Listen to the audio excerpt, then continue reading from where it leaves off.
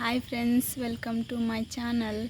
ಇವತ್ತು ನಾವು ನುಗ್ಗೆಕಾಯಿನ ಹಾಕಿ ಪಾಲಕ್ ಸೊಪ್ಪಿನ ಸಾಂಬಾರನ್ನು ಮಾಡೋಣ. ಅದು ಹೇಗೆ ಮಾಡೋದಂತ ನೋಡೋಣ ಬನ್ನಿ. ನಾನಿದು ಪಾಲಕ್ ಸೊಪ್ಪಿನ ಸಾಂಬಾರು ಮಾಡಲಿಕ್ಕೆ ಪಾಲಕ್ ಮತ್ತು 2 ಮೇಲ್ಗಡೆ ಸಿಪ್ಪೆ ಸುಲಿದಿಟ್ಕೊಂಡಿರೋ ಬೆಳ್ಳುಳ್ಳಿ, 1 ಗಾತ್ರದ ಈರುಳ್ಳಿ, 1 ಟೊಮೆಟೊನ 4 ಪೀಸ್ ಕಟ್ ಮಾಡಿದ್ದೀನಿ, 1-2 ಹಸಿಮೆಣಸು, ಬೀನ್ಸು ಮತ್ತು ಆಲೂಗಡ್ಡೆ ಮತ್ತು 1 ನುಗ್ಗೆಕಾಯಿನ ಸಿಪ್ಪೆ ಸುಲಿದು ಇಟ್ಕೊಂಡಿದ್ದೀನಿ ನಾನು. ಇದನ್ನು ಇವಾಗ ಕುಕ್ಕರಲ್ಲಿ ಕುದಿಯೋಕ್ಕಿಟ್ಟಿರೋ ನೀರಿನಲ್ಲಿ ಹಾಕ್ತೇನೆ. ಫಸ್ಟ್ ನಾನಿಲ್ಲಿ ಸ್ವಲ್ಪ ಬೇಳೆಕಾಳು ಹಾಕ್ತೇನೆ, ಮತ್ತು ತೊಳೆದಿಟ್ಟಿರೋ ಪಾಲಕ್ ಸೊಪ್ಪು, ಹೆಚ್ಚಿಟ್ಟಿರೋ ಆಲೂಗಡ್ಡೆ, ಕಟ್ ಮಾಡಿರೋ ಟೊಮೆಟೊ, ಈರುಳ್ಳಿ, ಹಸಿಮೆಣಸಿನ್ಕಾಯಿ ಮತ್ತು ಬೀನ್ಸ್ ಹಾಕ್ತೀನಿ, ಮತ್ತು ಬೆಳ್ಳುಳ್ಳಿ. ಇದಕ್ಕೆ ನಾನು ಇವಾಗ ಸ್ವಲ್ಪ ಅರಿಶಿನ ಪುಡಿ, ಸ್ವಲ್ಪ ಮಸಾಲೆ ಹಾಕಿ ಇದನ್ನು 1 ರೌಂಡ್ ತಿರುಗಿಸ್ಬೇಕು. ಇದು 3-4 ವಿಷಲ್ ಹೊಡಿಬೇಕು. ನಾನಿದು ಕೊನೆಯದಾಗಿ ನುಗ್ಗೆಕಾಯಿನ ಹಾಕಲಿಲ್ಲ, ಯಾಕಂದರೆ ಅದು 3-4 ವಿಷಲ್ ಹೊಡೆಯುವಷ್ಟರಲ್ಲಿ ನುಗ್ಗೆಕಾಯಿ ಪೂರ್ತಿ ಹಣ್ಣಾಗಿ ಬೆಂದು ಹೋಗಿರುತ್ತೆ.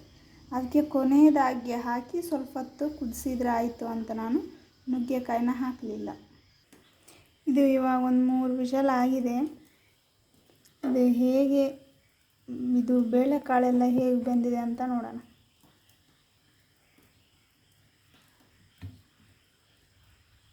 ನೋಡಿ, ಇಷ್ಟು ಹಣ್ಣಾಗಿ ಬೆಂದಿದೆ.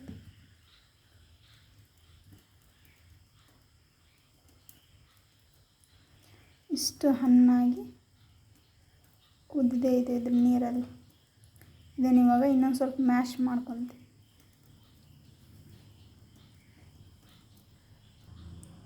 ಇದನ್ನು ನಾನು ಪೂರ್ತಿ ಮ್ಯಾಶ್ ಮಾಡ್ಕೊಂಡಿದ್ದೀನಿ. ನಾನಿದು ಸಾರಿಗೆ ಒಗ್ಗರಣೆ ಕೊಡಲಿಕ್ಕೆ ಬೆಳ್ಳುಳ್ಳಿನ ಜಜ್ಜಿಟ್ಕೊಂಡಿದ್ದೀನಿ, ಕೊತ್ತಂಬರಿ, ಕರಿಬೇವು ಮತ್ತು ಜೀರಿಗೆ, ಸಾಸಿವೆ. ಇದನ್ನು ಇವಾಗ ಆ್ಯಡ್ ಮಾಡ್ಕೊತೀನಿ ನುಗ್ಗೆಕಾಯಿನ. ಇವಾಗ ನಾನು ಸ್ವಲ್ಪ ಎಣ್ಣೆ ಹಾಕ್ತೀನಿ. ಇದು ಎಣ್ಣೆ ಬಿಸಿಯಾಗಿದೆ, ಇದಕ್ಕೆ ಬೆಳ್ಳುಳ್ಳಿ ಹಾಕ್ಕೊಂಡು, ಸ್ವಲ್ಪ ಜೀರಿಗೆ, ಸ್ವಲ್ಪ ಸಾಸಿವೆ, ಮೇಲ್ಗಡೆ ಸ್ವಲ್ಪ ಖಾರದ ಪುಡಿ. ಇದಕ್ಕೆ ನಾನು ಕುದಿಸಿಟ್ಟಿರೋ ಇದನ್ನು ಇವಾಗ 1 ರೌಂಡ್ ತಿರುಗಿಸ್ಬೇಕು.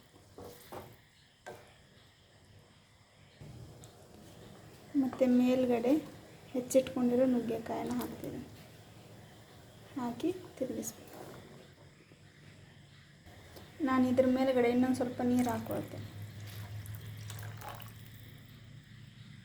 ಇದಕ್ಕೆ ರುಚಿಗೆ ಎಷ್ಟು ಬೇಕೋ ಅಷ್ಟು ಉಪ್ಪನ್ನು ಹಾಕಿ,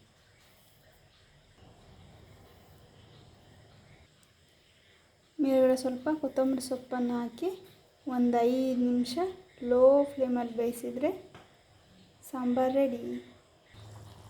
ನೋಡಿ ಫ್ರೆಂಡ್ಸ್, ಇದು ಇವಾಗ ಸಾಂಬಾರು ರೆಡಿ ಆಗಿದೆ. ಇದು ನುಗ್ಗೆಕಾಯಿ ಕುದ್ದಿದೆಯಾ ಇಲ್ವಾ ಅಂತ ನೋಡೋಣ.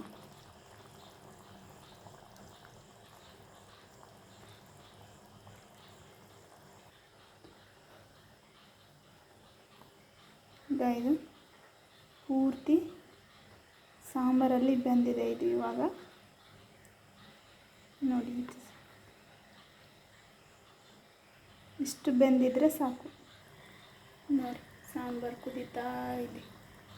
ಅದು ಪಾಲಕ್ ಸೊಪ್ಪಿನ ಸ್ಮೆಲ್ ಬರ್ತಾ ಇದೆ ಹಾಗೆ. ಇವಾಗ ಗ್ಯಾಸ್ನ ಆಫ್ ಮಾಡಿಬಿಟ್ಟು ಟೇಸ್ಟ್ ನೋಡೋಣ. ಇದು ಇವಾಗ ಬಿಸಿ ಬಿಸಿ ಸಾಂಬಾರನ್ನ ಹಾಕ್ಕೊಳ್ಳೋಣ ಪ್ಲೇಟಿಗೆ.